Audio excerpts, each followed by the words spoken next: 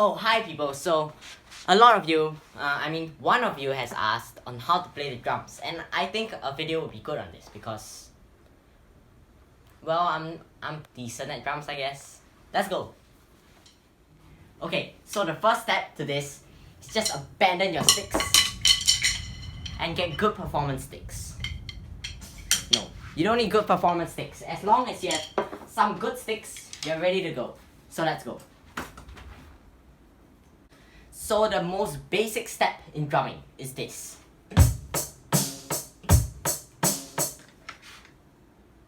Okay, so it's comprised of 4 things.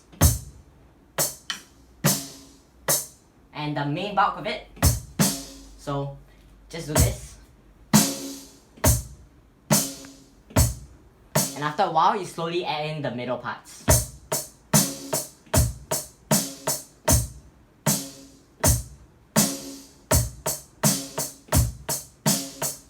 And if you can, try to keep on beat so that you don't have to do it in future. I'm not the best in keeping beat, but I'm still decent. So as you can see, that's called fill. When you do anything that's different from the groove, which can be like the basic thing that I just taught you, or even something more complicated.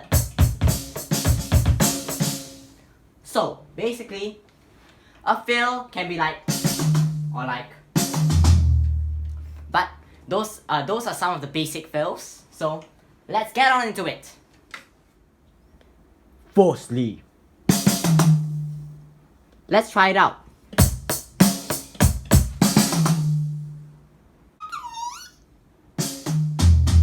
Or,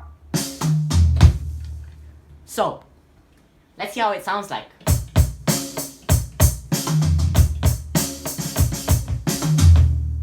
Not bad, right? I use it day to day.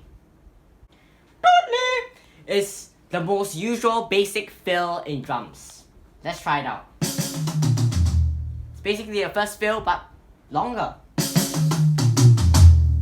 Let's try it out. Faster. That's good. So right now we'll be doing advanced fills. And this advanced fill is one that I use a lot. And I think you will recognize it. Obviously, usually I play much faster, but yeah. So this is how it sounds like.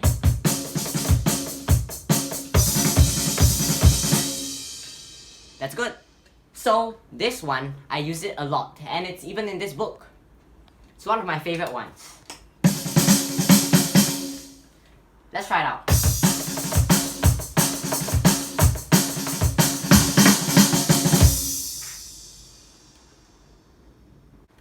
So those advanced fills were probably, I didn't teach them well, so let's go on to something better. Okay, so right here, when you place like this usual groove, you want to have a bit more variation. So maybe you can do like, you have extra stuff at the end, like, or even extra stuff in the middle, like, makes it more interesting. Let me just play a little bit to show you the difference.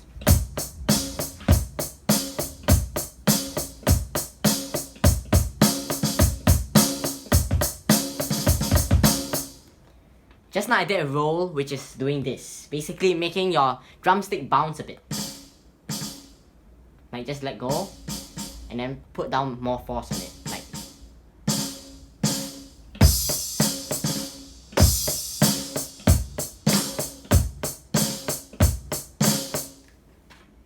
And one more thing, this is the rim shot.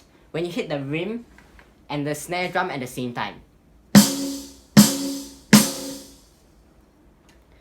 And sometimes, and most of the time, rim shots are very loud for some reason. Okay, another thing that I used in the previous advanced fill, remember when I did this?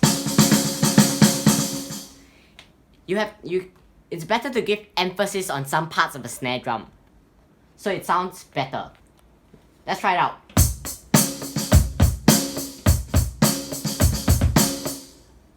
As you can see, it sounds better. So you have learned a lot about the snare, but have you learned about the ghost note? Let's see.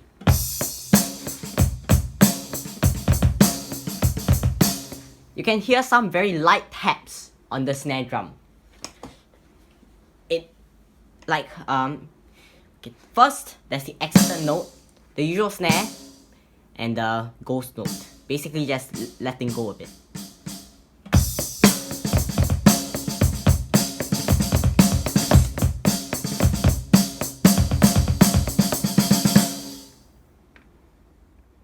So if you're stumped by some parts, like maybe how I play this,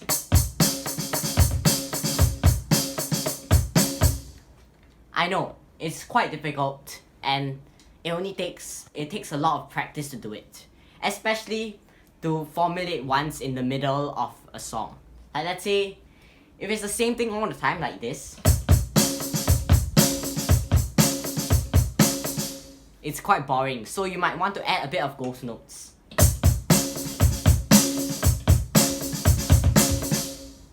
To make it sound more interesting.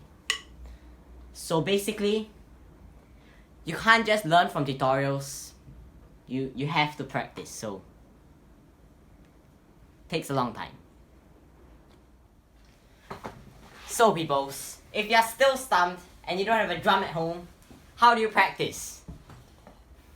You need a drum, but let me just show you something. So basically, if you want your beat to be more variating, remember you learned this thing at the start? I've explained it in great detail, I hope. And you can memorize 2 more, which will make your song more interesting, or your cover, whatever you're doing.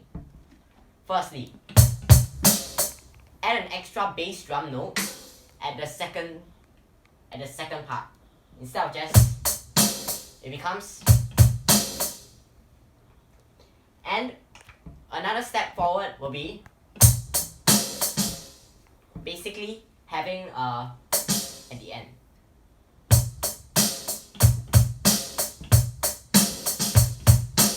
As you can see, compared to just one, it's much more interesting and it makes the groove more well balanced and more interesting to listen. Okay, so if you're a pro right now and you're feeling that everything is too easy, okay, I'll give you a little bit of a challenge. So there are 3 things. 1 I can't do well. And I'll start off with the triplets. This is my favorite triplet to do.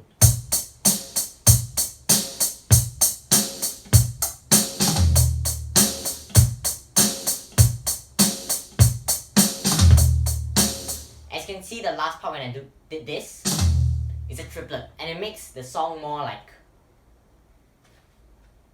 that kind of thing. It makes it more interesting instead of just a usual groove. And instead of just a usual feel, like, becomes much faster and more fast-paced. So that's a triplet. And polyrhythms. I can't do this correctly, okay? I can't do it like with the whole drum set, only with a fill. So let me show you the polyrhythm fill that I know.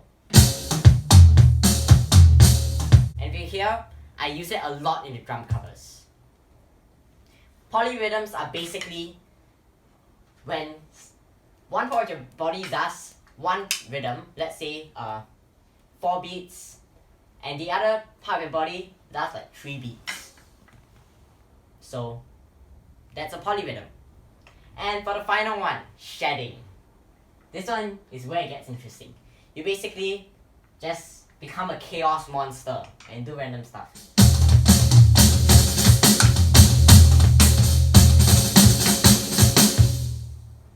Yeah. Or do that. You know. Have some fun. Basically, drumming is not just all about, it's mostly about the technique, but after you get it right, it's all about the fun. As long as you have fun, it's a good time for you to drum.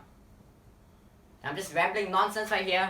I hope you enjoyed or learned something from it, and comment down below. Goodbye.